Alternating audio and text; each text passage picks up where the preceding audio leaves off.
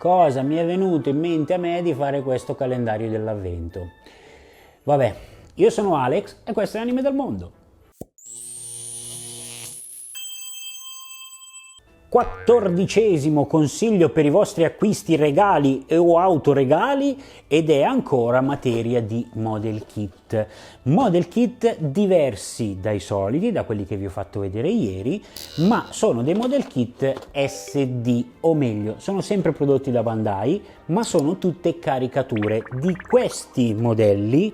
Questa è la versione SD-CS, che sono i cross silhouette, perché possono diventare così oppure diventare così, quindi possono alzarsi, diventare un po' più alti con dei componenti aggiuntivi che in alcuni set ci sono, in altri no, ma si possono acquistare separatamente.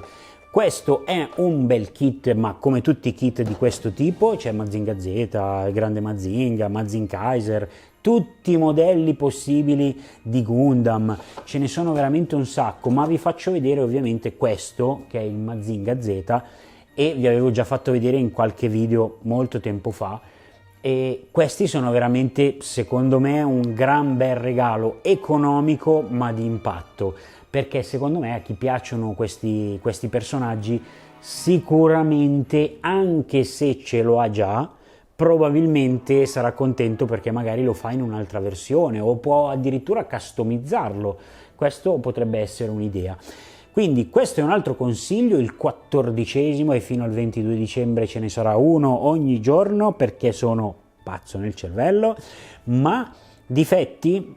Nessuno. Sinceramente non trovo un difetto, se non magari in qualche giuntura che ovviamente, essendo piccola, insomma, lascia un po' il tempo che trova, ma sono model kit, non dovete pretendere chissà cosa, soprattutto per il prezzo, costano dai 15 ai 22 euro, 25 euro al massimo, e quindi secondo me sono comunque un bel regalo. Oltretutto hanno un livello di dettaglio giusto perché sono caricature, e quindi mi trovo veramente qui a consigliarveli perché sono veramente belli, a me piacciono veramente tanto, anche lasciati così. Questo non è né dipinto né niente, sono belli comunque. Io ne ho un po' sia di Gunpla che di questi, tra l'altro devo ancora montarmi un unicorn che ho preso di questa versione.